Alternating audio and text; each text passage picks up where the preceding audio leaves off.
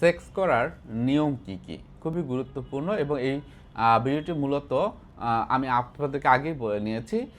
অনেক সময় দেখা যায় যে আমরা পিউবার্টি থেকে অ্যাডোলেসেন্ট এবং আমরা এর থেকে বড় হয়তো বা অ্যাডাল্টহুড আমরা পৌঁছে যাই। অনেক সময় এই যে যৌনতার নিয়ে আমরা কথা বলি না লজ্জা বা বিভিন্ন রকমের ভয়ের কারণে।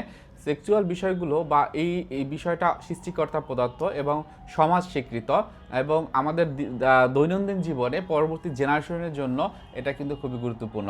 অনেক সময় সেক্সুয়াল বিষয়গুলো আমরা কোনো বইতে ভালোভাবে লেখা আমরা পাই না। অনেক সময় এটা বই বহির্ভূত বিভিন্ন রকমের রিসোর্স থেকে যখন জানতে চাই তখন বেশিরভাগ ক্ষেত্রে আমরা যেই তথ্যগুলো সঠিক না সেই বিষয়গুলো জানি এবং অনেক সময় দেখা যায় আমাদের মানসিক যে বিষয়গুলো যেটা সেক্সুয়াল বিষয়ের ক্ষেত্রে অনেক গুরুত্বপূর্ণ সেটা হয়তোবা ইগনোর করি এবং এর কারণেই হয়তোবা কী হয় যে আমি প্রকৃত যে সেক্সুয়াল যে অ্যাক্টিভিটির ক্ষেত্রে যে একটা ধ্যান ধারণা বা যে জিনিসটা আমার জানার দরকার সেটা কিন্তু আমরা জানতে পারি না। তো আজকে বিষয়টি মূলত তাদের জন্যই যারা প্রথম আমার লাইফে আমি সেক্সুয়াল অ্যাক্টিভিটি করতে যাব অথবা প্রথম বিয়ে করতে যাচ্ছি, তো অথবা বিয়ে করেছি খুব কিছুদিন, সেই ক্ষেত্রে আপনার সেক্সুয়াল বিষয়গুলোর কিছু নিয়ম নীতি, আমি নিয়ম নীতির কথা বলছি এই কারণে যে এটা আসলে একটা ফরম্যাট থাকা দরকার।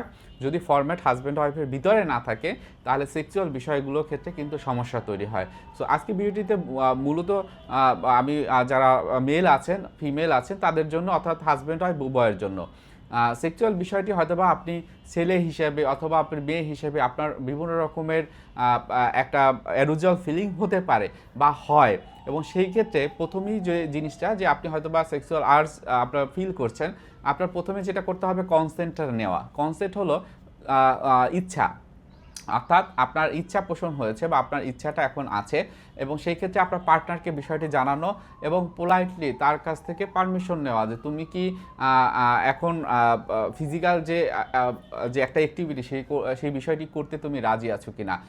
অনেক সময় এটা যেটা হয় আমাদের ছেলেদের ক্ষেত্রে অনেক সময় হয় যে আমি পুরুষ, আসলে আমি যখনই চাইবো তখনই এটা পাবো, আমি ইচ্ছা করলে এটা আমি তাকে ফোর্স করতে পারি, এটা হয় এবং এর বহির্ভূত বিভিন্ন রকমের বিষয়ের ক্ষেত্রে আমাদের যে এক্সপিরিয়েন্স আছে আমরা সেখান থেকেও দেখেছি অনেক সময় মেয়েরাও এটা ফোর্সফুলি হয়তোবা তার হাজব্যান্ডের সাথে বা তার পার্টনারের সাথে করতে চায় এবং তখন হয়তোবা তার পার্টনার রাজি না, এগ্রি না, কিন্তু যদি এটা নিয়ে একটা তার ভিতরে একটা মতানৈক্য হয় তখন কিন্তু এটা লং টার্ম তাদের কাপল রিলেশনশিপের ক্ষেত্রে প্রভাব ফেলে। এরপর যেই জিনিসটা হলো সেটা হলো নিরাপত্তা। অবশ্যই আপনি নিজের নিরাপত্তার ক্ষেত্রে কন্ডোমের ব্যবহার বা কন্ট্রাসেপটিভ ব্যবহার খুবই গুরুত্বপূর্ণ। যৌন রোগ থেকে সুরক্ষা পাওয়ার জন্য এটি অবশ্যই আপনাকে গ্রহণ করতে হবে।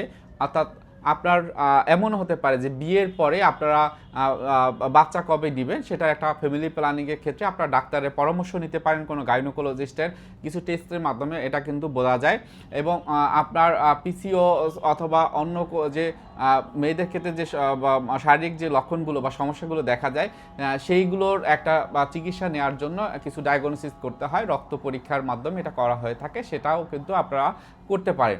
অনেক সময় দেখা যায় যে সেক্সুয়াল বিষয়ের ক্ষেত্রে যেটা হয় যে নিজেদের কনসেন্ট থাকে না এবং তারা যে ঝুঁকি এড়াতে অনেক সময় দেখা যায় যে তারা তাদের যে নিজেদের আর্টস বা ইচ্ছাটাকে বেশি গুরুত্ব দেয় এবং সেই ক্ষেত্রে আমি আপনাদের উদ্দেশ্যে বলছি বর্তমানে বাজারে বিভিন্ন রকমের কন্ডোমের ব্র্যান্ড আছে, বিভিন্ন কন্ট্রাসেপটিভ আছে, সেগুলো আপনারা নিতে পারেন এবং সেই ক্ষেত্রে সেই কন্ডোমগুলো মেয়াদটা দেখা খুবই গুরুত্বপূর্ণ এবং কন্ডোমটা আপনি কিভাবে ব্যবহার করবেন সেক্ষেত্রেও কিন্তু আপনাকে সচেতনতা রক্ষা করতে হবে। এমন হতে পারে যে আপনি হয়তো এটা ব্যবহার করতে গিয়ে ছিঁড়ে গিয়েছে কিনা বা এটা আপনি প্রথমেই যখন এটা আপনি ইউজ করবেন বা এটা আপনি যখন আপনি আপনার ইরেকটাইল অবস্থায় আপনার পেনিসে ঢুকাবেন সেখানে অনেক সময় কিন্তু এটা ফুটো অথবা ছিঁড়ে যেতে পারে, সেটা অবশ্যই আপনাকে খেয়াল রাখতে হবে। তারপর যেটা হয় আমরা বলি প্রস্তুতি নেওয়ার ক্ষেত্রে যেটা হয় যে আপনি সেক্সুয়াল অ্যাক্টিভিটি করবেন বা যৌনতার যে একটা অ্যাট্রাকশন বা একটা মজা সেটা নেবেন, সেক্ষেত্রে আপনার পরিবেশটা একটু সুন্দরভাবে তৈরি করা, গুছানো, হয়তো বা হালকা মৃদু একটা লাইট থাকতে পারে অথবা নিজেদের ভালো লাগার জায়গার ক্ষেত্রে হয়তো বা হালকা মিউজিক থাকতে পারে এবং নিজেদের কমফোর্টেবল একটা বেড থাকতে পারে আপনার যে হয়তোবা একটু ঠান্ডা আবহাওয়া, হয়তোবা যেখানে আছেন সেখান থেকে দূরের কোনো পরিবেশ দেখা যায়, এরকম একটা একটা জায়গা আপনারা নিতে পারেন। এবং মানসিক যে স্বাচ্ছন্দ্য সেটা কিন্তু সবথেকে গুরুত্বপূর্ণ, যেটা আমি আপনাদেরকে এখন বললাম। এবং পারস্পরিক যোগাযোগটা খুবই ইম্পর্টেন্ট। অনেক সময় যেটা হয় যে পারস্পরিক যোগাযোগ নেই, অথবা আমরা বলি ফোর পেলে অথবা মেইন পেলে যাওয়ার আগে আপনারা খুব দ্রুত এমন কিছু করতে চান, বিশেষ করে যারা ছেলেরা আছে তাদের ক্ষেত্রে এটা হয়। আগে থাকতে ইচ্ছা অনিচ্ছার বিষয়টা হয়তোবা তার ওয়াইফকে জানানো হয় না, খুব তাড়াহুড়ো করে। অনেক সময় ওয়াইফের ক্ষেত্রে এটা অস্বস্তি হয়, ব্যথা হয়। অনেকের ক্ষেত্রে ছেলেদের ক্ষেত্রে কিন্তু এটা ব্যথা হয়, অনেক সময় ছিলে যায় এবং সেখান থেকে হয়তোবা অনেক বেশি পেইন হয়। সো এর জন্য পারস্পর যোগাযোগটা ইম্পর্টেন্ট এবং ফোরপ্লেটা ইম্পর্টেন্ট। ফোরপ্লের নিয়ে অনেকগুলো ভিডিও ইতিমধ্যে আমাদের ইউটিউব চ্যানেলে আছে, আপনারা সেখান থেকে দেখেও বুঝতে পারবেন। এবং অবশ্যই ফোরপ্লেটার সময় দেওয়া, আমরা সবসময় বলি যে সেক্সুয়াল অ্যাক্টিভিটি করার আগে অর্থাৎ ফিজিক্যাল অ্যাক্টিভিটি করার আগে আপনার ব্রেনের সাথে ব্রেনের একটা কানেকশন তৈরি করেন, এমন কিছু কথা, এমন কিছু ভালো লাগার বিষয় যেটা শেয়ার করেন এবং তার মাধ্যমে উদ্দীপনা তৈরি করেন। মেয়েদের ক্ষেত্রে ব্রেনের যে বিষয়টি আমি বললাম সেটা কিন্তু অনেক বেশি বা অনেক ভালো কাজ করে। সো অনেক সময় যে দেখা যায় যে আমরা এই বিষয়গুলো সম্পর্কে কোনো শিক্ষা বা কোনো অ্যাপ্রোপ্রিয়েট সোর্সে যখন আমরা না পাই, তখন আমরা অজানায় পাড়ি দেই এবং সেই অজানা হয়তোবা আমাদের অন্ধকারচ্ছন্ন তৈরি করে এবং সেখান থেকেই আমাদের চলতে হয়। মনে রাখবেন, তাড়াহুড়ো না করা অনেক ইম্পর্টেন্ট, বরং সময় নিয়ে একে অপরের অনুভূতি বোঝা এবং সম্মান রাখা সেটা হলো সবথেকে ইম্পর্টেন্ট। কিছু জিনিস অবশ্যই এড়িয়ে চলবেন, কখনোই জোর করবেন না। পর্ন দেখে যে অবাস্তব যে প্রত্যাশা সেটা আপনারা অবশ্যই নিজেদের ভিতরে মেনে নিবেন না বা সেটাকে মানতে চাইবেন না। অনেক সময় জোর করা হয় এবং তার মাধ্যমে একজন একজনের সাথে ভুল বোঝাবুঝি হয়।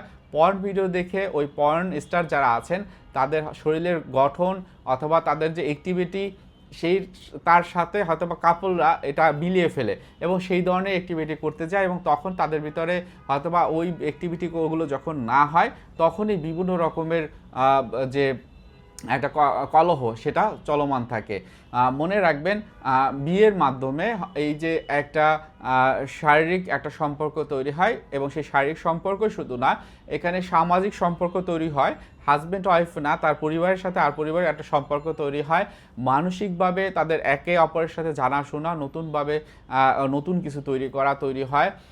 এবং সাথে সাথে ধর্মীয় রীতিনীতি মানা অনেক ইম্পর্টেন্ট। অনেকের ক্ষেত্রে যেটি হয়, সেক্সুয়াল অ্যাক্টিভিটি করার ক্ষেত্রে বিভিন্ন রকমের অপরাধবোধ হয়।